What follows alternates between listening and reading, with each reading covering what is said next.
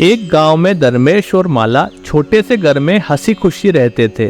उनका कोई बच्चा नहीं था, बस इसी बात का दुख माला को हमेशा सताता रहता था। एक दिन जब माला को घर में अकेले अच्छा नहीं लग रहा होता तो वो थोड़ी देर के लिए बाहर घूमने चली जाती है। चलते चलते वो काफी आगे निकल जाती है। वहाँ उसे एक बच्चे के रोने की आवाज सुनाई देती है। अरे ये आवाज कहाँ से आ रही है? माला ढूंढते ढूंढते उस बच्चे तक पहुँच जाती है। बच्ची माला को देखकर चुप हो जाती है और मुस्कुराने लगती है। माला उस बच्ची को देखती रह जाती है। वो बच्ची बड़ी ही खूबसूरत होती है और उसके सुनहरे बाल उससे भी ज्यादा सुंदर होते हैं। कितनी प्यारी बच्ची है और इसके बाल कितने सुनहरे हैं। पता नहीं इतनी प्यारी बच्ची को छोड़कर इसके माँ बाप कहाँ चले गए। एक काम करती हूँ, क्यों ना मैं ही इसे अपने घर ले जाऊँ। माला उस बच्ची को अपने घर ले आती है। धर्मेश जब घर आता है तब माला उसे उस बच्चे के बारे में सब बताती है। धर्मेश और माला उस बच्ची को अपने पास में रख लेते हैं और उसका नाम सुनहरी रख देते हैं। माला सुनहरी को बड़े प्यार से पालने लगती है।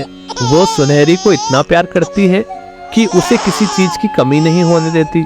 हर कोई सुनहरी को देखकर तरह तरह की बातें करने लगा था। अरे ये माला न जाने कहाँ से किसकी बच्ची ले आई है।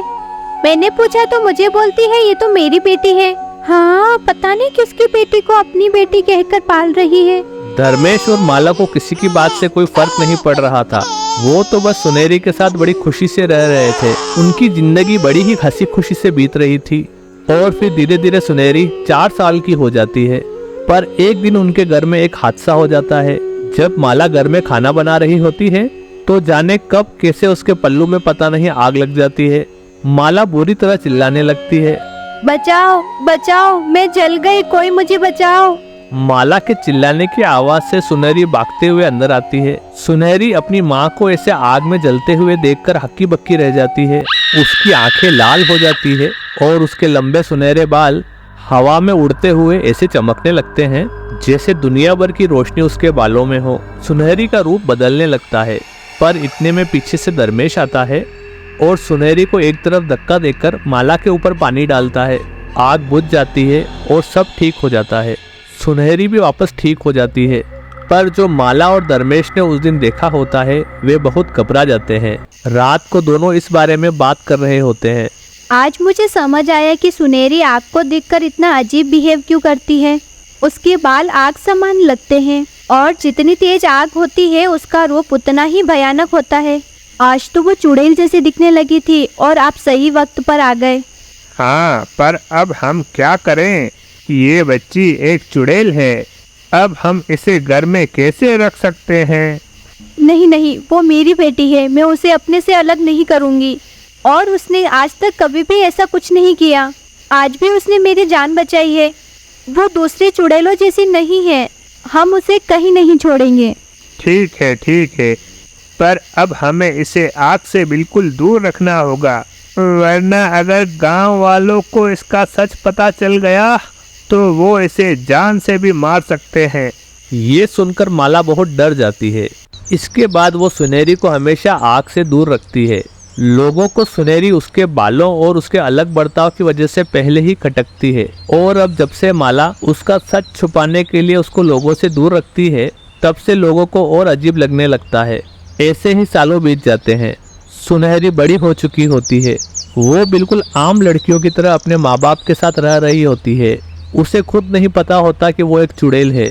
एक दिन वो अपने माँ बाप से बोलती है, आप लोग हमेशा मुझे दूसरों के घर जाने से मना क्यों करते रहते हो? मुझे भी अपनी सहेलियों के साथ जाना है। नहीं, सब लड़कियां बेकार हैं, तुम यहीं घर पर रहा करो। सुनहरी को कुछ समझ में नहीं आता कि उसके साथ क्या हो रहा है। एक दिन फिर होली का दिन आता है। गांव में होलिका जलाई जा रही होती है। पूरा गांव वहां इकट्ठा होता है, पर हमेशा की तरह बस सुनहरी वहां नहीं होती है। अरे माला, तुम हमेशा अपनी बेटी को छोड़कर क्यों आती हो? उसे भी साथ लाया करो। वो घर पर पढ़ाई कर रही है। माला घर पर अकेली होती है, पर पीछे से उसकी सहेलियां उसे लेने आ जाती है। माला उनसे आने के लिए मना करती है, पर उनकी सहेलियां नहीं मानती। उसकी सहेली सुनहरी को चुपचाप से ले जाती है। सुनहरी को होलिका के पास देखकर माला घबरा जाती है। वो सुनहरी पर गुस्सा करती है। तुम यहाँ क्यों आई? मैंने तुम्हें मना किया था ना। वो माँ, मेरी सहेलियाँ मुझे ले आई, मैं क्या करूँ? जाओ, अभी की अभी घर वापस जाओ। माला सुनहरी को जाने के लिए बोल ही रही होती है कि सुनहरी की नजर तेज जलती हुई होलिका पर पड़ जाती है। सुनहरी उस आग को देखकर वहीं की वहीं खड़ी हो जाती है।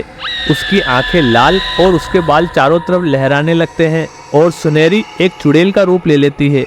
गांव वाले उसे देख चिल्लाने लगते हैं और इधर उधर भागने लगते हैं। कुछ ही देर में सारी आग सुनहरी के बालों में समा जाती है और सुनहरी को पता चल जाता है कि वो एक आम लड़की नहीं बल्कि एक चुड़ैल है। अरे इन लोगों ने तो अपने घर में एक चुड़ैल को पाल रखा है। तभी अपनी लड़की को छुपा के रखती थी, अब समझ आई सारी बात। अरे अब हम इस चुड़ैल को यहाँ नहीं रहने देंगे, हमें इसे खत्म करना होगा। नहीं नहीं, ऐसा मत बोलो, ये मेरी बेटी है, इसने कभी किसी का नुकसान नहीं किया। ये तो बस आग को देखकर ऐसी हो जाती है, इसके बाल इसीलिए आग की तरह सुनहरे हैं। अरे चुड़ैल तो चुड़ैल होती है, हम इसे यहाँ नहीं रख सकते। मैं एक चुड़ैल हूँ? क्या माँ सच में मैं एक चुड़ैल हूँ? मैं आप लोगों जैसी नहीं हूँ।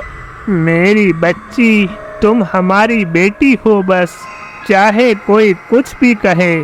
सारे गांव वाले उनके खिलाफ खड़े हो जाते हैं। वो सुनहरी को एक रस्सी से बांधकर एक कमरे में रख देते हैं।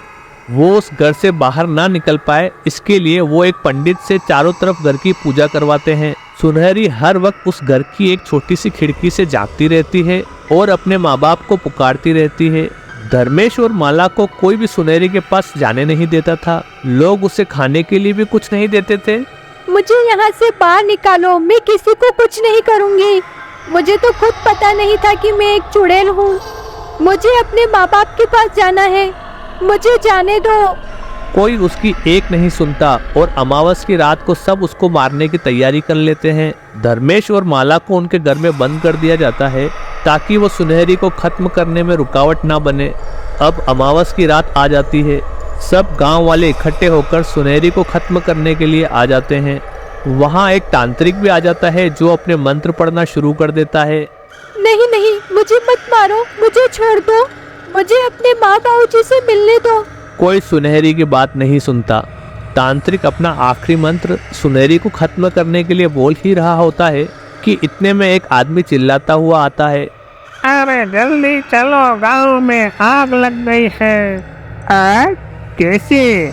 पास के जंगल से आग फैलती हुई यहाँ हमारे गांव तक आ गई है। सारी फसलें जल रही है और सबके घर भी।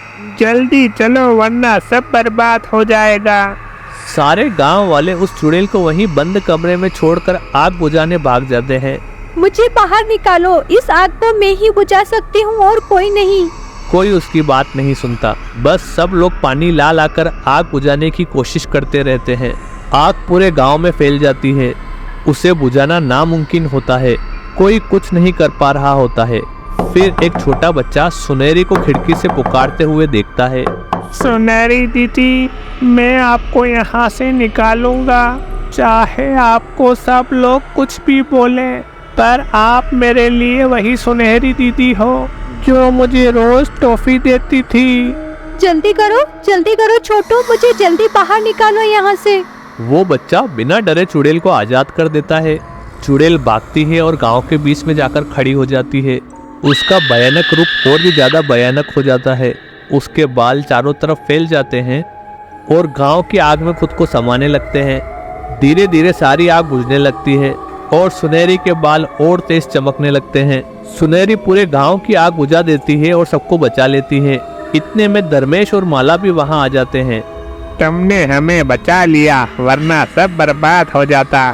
तुम्हारा हम पर बहुत बड़ा एहसान है, पर तुम यहाँ की नहीं हो। तुम्हें हम सब की भलाई के लिए यहाँ से जाना ही होगा। ठीक है, मैं किसी को तकलीफ नहीं देना चाहती, इसीलिए मैं यहाँ से चली जाऊंगी जहाँ से मैं आई हूँ। नहीं बेटी, तुम मुझे छोड़कर कहीं नहीं जा सकती। सुनहरी को सबको छोड़कर वहाँ से जाना पड़ता है। वो बड़े ही दुखी मन से गांव छोड़कर जाने लगती है, पर तभी तांत्रिक उसको रोकता है और माला को जल्दी से कैंची लाने को बोलता है। माला जल्दी से घर जाती है और कैंची लेकर आती है। उसके बाद तांत्रिक सुनहरी के लंबे बालों को पकड़ता है और काट देता है।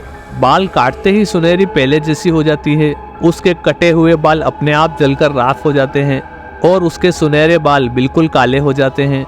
अब ये कोई चुड़ैल नहीं रही, अब ये हमारे जैसी हो गई है। सुनहरी और उसके माँ बाप को इस बात की बड़ी खुशी होती है। अब सुनहरी आम लड़कियों की तरह सबके साथ रहने लगती है।